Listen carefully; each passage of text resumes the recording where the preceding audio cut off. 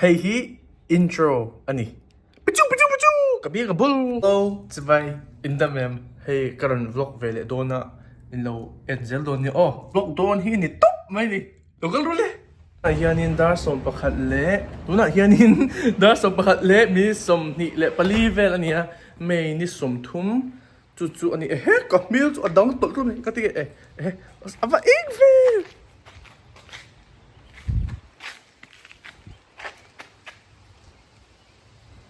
Phone lam view karan mu lok chewanga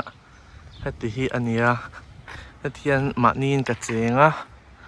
chuan hei lo I click le wangin ka mu veng chu hei tlain fleck ka nei china click le wang hai tla tlat da ya ta chang han tlat da ya poi khop mai so da po so lo I motor ke thok ani so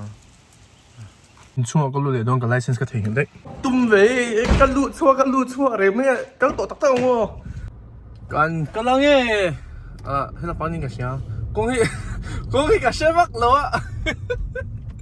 rồi sao à thế này hả cái là tour hi Salvation Army in the thrift donation center nia so that chuan cái giải còn real luôn nè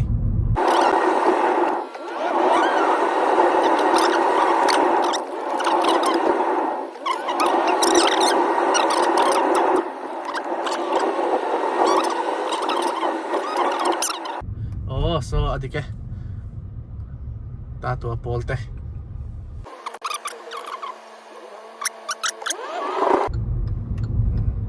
signal light hi pek chin tur nia mo ti hianin kung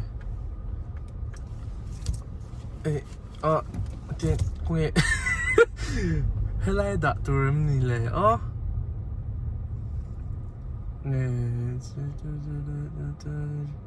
use to support that. Okay. A tron lang ang tiang the partner doni. Helai donate na turin ta dragon mo yan layan I clothing le shoes tia and tia chuan large plastic po fit dona Salvation Army yun na kan donate doni boy na ka donate to hianin boot pasari oma chuan tayo pekok semi formal oma chuan tayo sneakers oma chuan tayo Timberlands ombak ani hey hi yan anla sa hey pechu boot thar niya hey boy voy hi vel bun niya tiang vel khan niya unconditioned hi hey pechu lo rasulai voy khat bun ang khan ta mo cha wai te hi entire an in the condition well hi mo hi ani andin mun son tai thom no sang oma ten kor mo za ti ang well khamo te sang oma chu he ta he kan donate dona he helai alai hen kan da nga ma se akala tur kha chuin ang vek thawa helai lo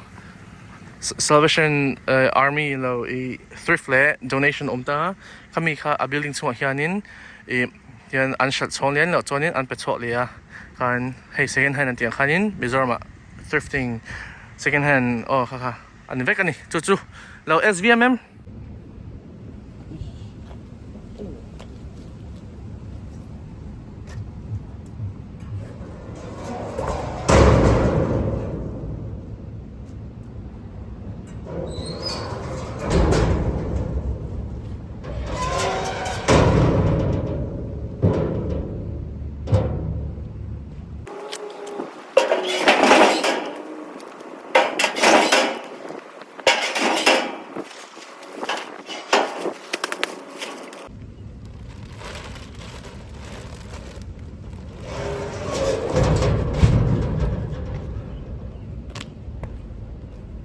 kha zong kha ni bro a chuo te khan volut la milo shil fiat la ti te kha nakil khan comment se lo mai the ma se kalo soi ve mai du chu mizak zum tak mai hi ka nia ka balu ker du lawa Google apo kha azo chop theya tiang he chu kha chu mani lo chỉ về tổ mới là lâu cái ngắm bận nó lệ hey mi cái bây giờ về xin sẽ xem cho lâu Google về tổ mới rồi có luôn anh in cái thằng chia tôi ốp thì đón lom ôi về đâm một xe thì hiện in cái thằng này chia và anh về looks okay no cái phá guys anh rap thắc oh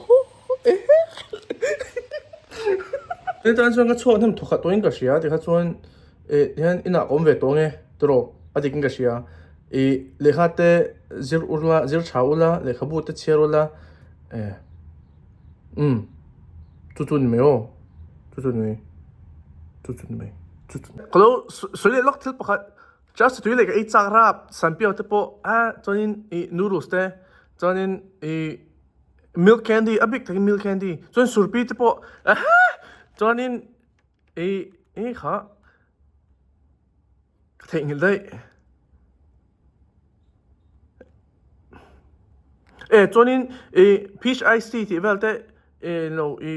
in xiêm hiện in tít tắc về rồi tu đồ nghe cả suy khét lo mà sẽ tắc lâu thiếu đó